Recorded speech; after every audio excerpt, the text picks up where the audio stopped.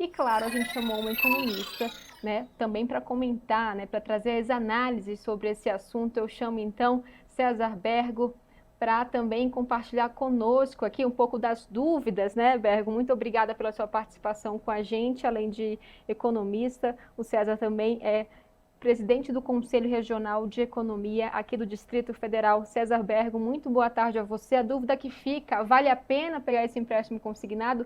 Que análises têm que ser feitas, então, até o dia 21 de março, que é de fato quando começa, né, a valer essa nova modalidade de crédito? Boa tarde a você.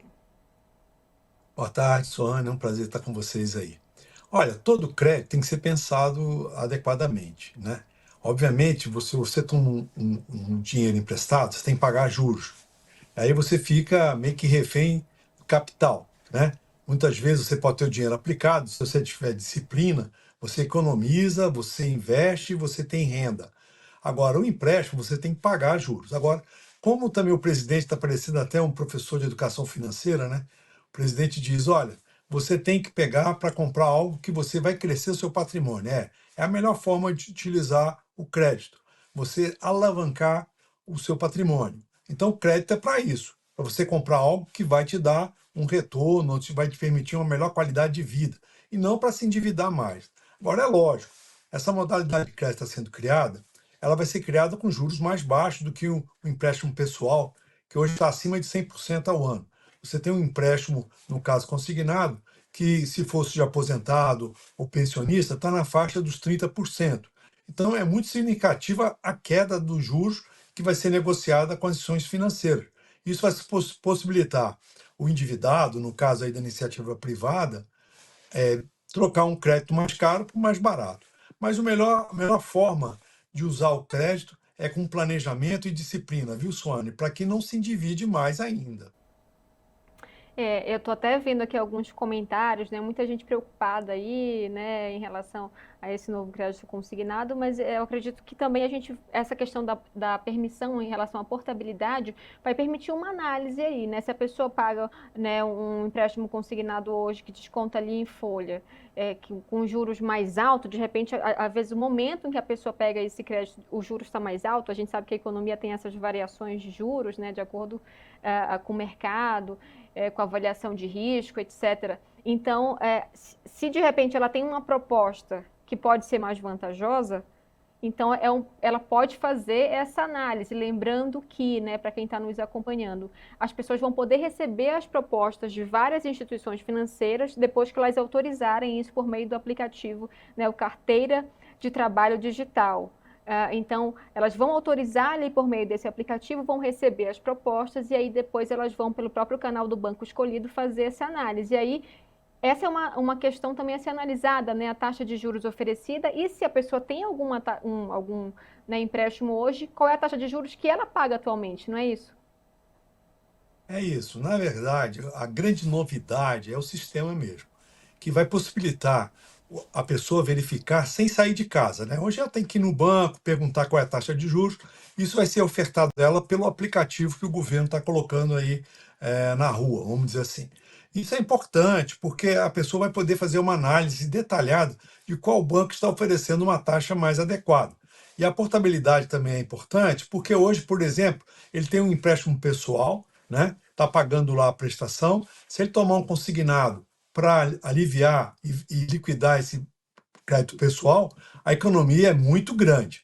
Isso pode possibilitar uma folga no orçamento e a pessoa ter uma melhor qualidade de vida. Agora, não tenha dúvida que o fato dele ter carteira assinada também vai facilitar, e a intenção do governo também é possibilitar o fundo de garantia como um instrumento que possa possibilitar esse crédito consignado também é importante para o trabalhador. Então, de qualquer forma, não tenha dúvida que você ter na prateleira essa possibilidade é muito positivo, sim. É uma alternativa. Então, não tenha dúvida de que ele tem que analisar de fato qual banco está oferecendo melhor taxa de juros. E essa variação de taxa de juros acaba realmente preocupando as pessoas, né, com o endividamento. Então, é um importante programa que as pessoas têm que analisar mesmo.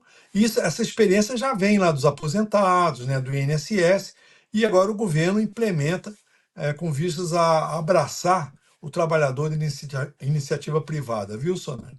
E tem mais um ponto também, doutor Bergo, que é sobre essa questão da própria taxa de juros, porque aí, como vai haver uma concorrência ali entre os bancos, ninguém sabe, assim, exatamente qual a taxa que vai ser oferecida, né? Então, isso também pode provocar ali uma concorrência entre os bancos e, quem sabe, as taxas serem mais atrativas aí em relação às atuais ou em relação, né, àquela que a pessoa tem contratado hoje, né?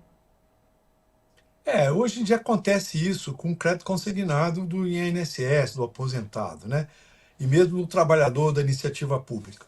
Agora, não tenha dúvida de que essa questão de você. Por quê? Porque o crédito consignado ele está garantido em folha. Então, se você tem realmente a garantia por parte dos bancos, eles vão reduzir a taxa de juros. Mas pode dar uma certa diferença de um banco para outro. Como acontece quando você vai numa loja, um produto está mais caro do que outra loja, você vai pesquisar. A grande vantagem é que ele não vai gastar sola de sapato e nem gasolina para fazer essa pesquisa. Ele vai fazer no próprio computador dele, no próprio smartphone dele, né? Então não tenha dúvida, assim, do ponto de vista de facilidade, é ativo. Mas toda facilidade gera um problema, porque como vai estar muito fácil, as pessoas podem tomar o empréstimo para não ter nada para fazer e vai gastar e vai ficar devendo. Então é importante, por isso que eu falei no início, a disciplina e o planejamento. A pessoa verificar, eu vou utilizar esse crédito para essa finalidade.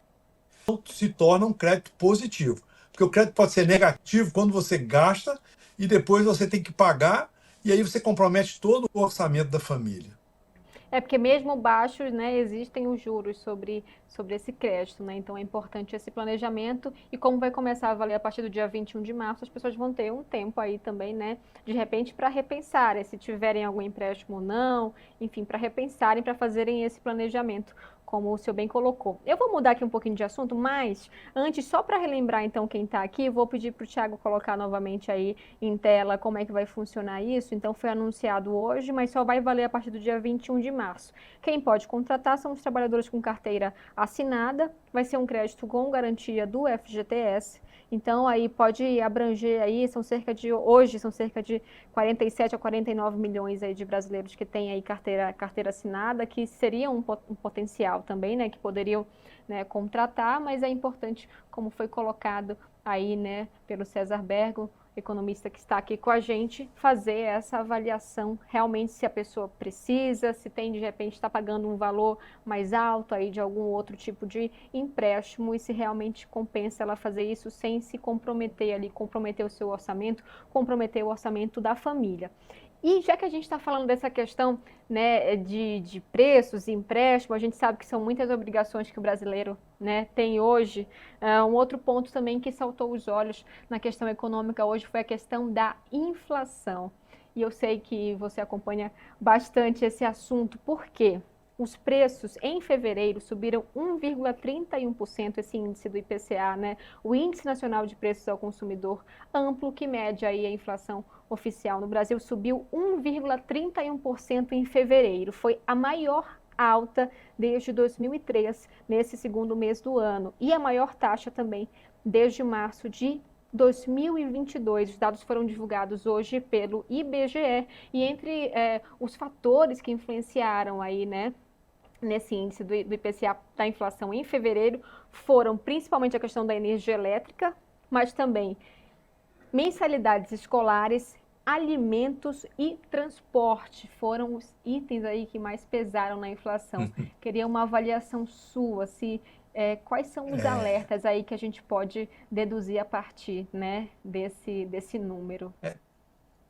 Nós ficamos tão felizes em novembro, dezembro, quando mudou lá da vermelha para verde, né? Já a energia elétrica vai baixar de preço. Mas em janeiro teve o bônus da Itaipu, que foi tirado, né? E basicamente a energia elétrica foi a vilã do mês. Foi responsável por mais da metade dessa inflação que nós tivemos em fevereiro.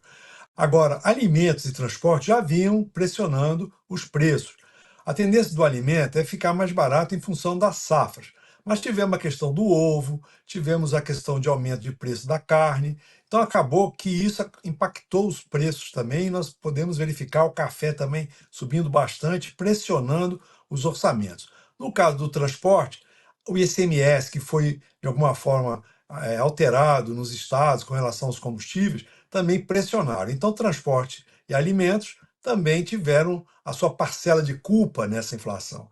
Agora, pesou também a questão da educação, porque é um mês tradicionalmente em que as mensalidades escolares sobem, tem material escolar, então já era esperado que a educação tivesse um peso no índice desse mês de fevereiro. No entanto, surpreendeu muito a questão da energia elétrica, que pesa no item de habitação, porque em janeiro nós tivemos aumento de algumas taxas, como água, esgoto, né? E agora a energia elétrica. Então, o consumidor deve ter muito cuidado no gasto da energia elétrica, porque de fato subiu bastante e é um ponto crucial para que se possa equilibrar o orçamento. A tendência é de que nos próximos meses a energia elétrica não tenha um peso tão grande como teve em fevereiro, mas tem que tomar muito cuidado, sim, com relação ao controle do consumo, tanto de água como de energia, porque a tendência é que esses preços realmente venham pesar no orçamento, viu, Soane? Fica a dica aí, né, para quem está nos acompanhando, porque de fato as pessoas já estavam fazendo, né, a substituição ali, a troca de alguns itens em relação à alimentação, inclusive o que gerou o aumento do preço dos ovos, né, no país, mas as pessoas já estavam com esse cuidado ali em relação às compras da semana, às compras do mês, agora fica mais um alerta aí em relação ao consumo de energia também, né, que foi realmente um fator que impactou bastante aí, né, nessa taxa da inflação desse mês de fevereiro. E a gente sabe também, né, que por enquanto não há uma resolução em relação a essa questão do preço dos alimentos. É uma coisa que vai precisar aí dos próximos meses, de repente, para o preço dos ovos baixarem, para a gente ter talvez uma questão do ICMS, que isso parte dos governadores, mas há uma tratativa aí do governo federal com os governadores nessa tentativa também de zerar o ICMS sobre a cesta básica. Então a gente pode ser que tenha também algum impacto, né, de preços, pelo menos nos itens ali básicos, né, que são comercializados no país nos próximos meses, mas a gente não vê isso aí, pelo menos a curto prazo, nas próximas semanas ou talvez no próximo mês, e aí fica um outro alerta, então, né, para quem está nos acompanhando. César Bergo, muito obrigada aqui pela sua participação com a gente. Se tiver mais também alguma questão para colocar também, fique à vontade, eu já agradeço aqui pela sua participação. É um prazer sempre estar com vocês aí. Eu queria só lembrar a questão da inflação, porque os alimentos, eles estão para os próximos meses prevendo safras muito boas. O clima, a previsão de clima, de água, isso tudo dá uma previsão muito positiva para uma boa safra. E o agronegócio, ele no primeiro trimestre desse ano, deve contribuir muito, inclusive para o próprio crescimento econômico. Então, as pessoas realmente podem ficar otimistas com relação aos alimentos. Esperamos que o combustível também não fique pesando tanto, porque o dólar está caindo, pode ter até redução de preço de combustível.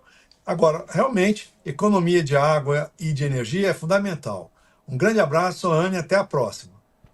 César Bergo, muito obrigada pela sua participação aqui com a gente. Até a próxima. Um bom trabalho, bom dia para você.